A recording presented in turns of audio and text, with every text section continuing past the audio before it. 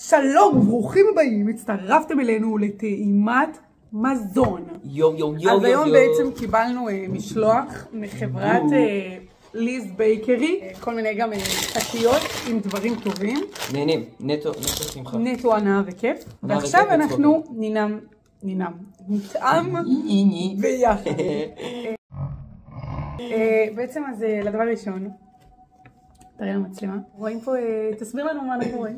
יש פה בצק פריך, שמעליו יש שכבת שוקולד דקה, סוכריות מתפוצצות, אבל הן לא באמת מתפוצצות, הן נטו צבעוניות. הריח, נדבר על הריח, ההשקעה של האופה, של השם.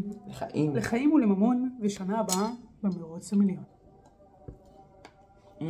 רך מבפנים, קשה מבחוץ. טוב, אנחנו בעצם טועמים את המאפה השני. רגע, חכים, אני רואה. זה מאפה, אני רואה פריך עם סומסום, חיים ולממון, ושנה הבאה במרוץ המיליון. מעניין. הפריחות.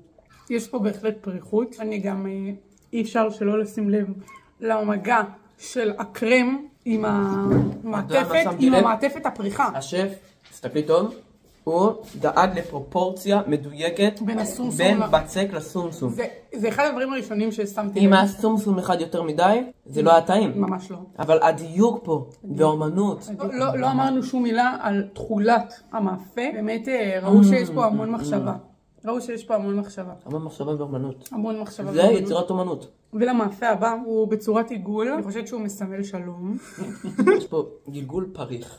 ממולא ברוטב עגבניות וגבינה. זה גורם לרוגע ושלווה פנימית. זהו, באמת אומרים שכל מי שקונה את זה הוא זוכה ברוגע ושלווה פנימית, אז זה ממש מיוחד מה שאתה אומר, כי זה בדיוק... שמי, זה מרגש. זה בדיוק מה שהמוצר מביא. אני אגיד לך, שהייתי בן 12 וחצי, אבא שלי עבר אירוע מוחי, ואני הייתי עצוב, עד היום אני פשוט עם אבא נכה, ואני מנסה לעבור את היום יום, אבל זה קשה.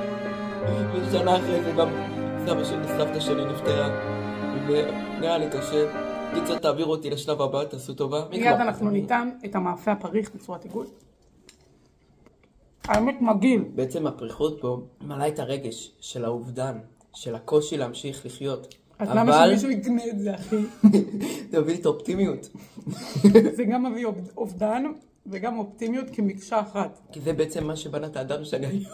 שאתה צריך לדבר עם מישהו מקצועי. אבל לדעתי, אם יש לי אתה לא צריך, יש לך את הבורקס הזה. אם יש לי את הבורקס הזה כל יום, זה גורם לי להירפא ולהרגיש הרבה יותר טוב עם עצמי. זה שיר פרידה, אז בואי רק אמרי שלום.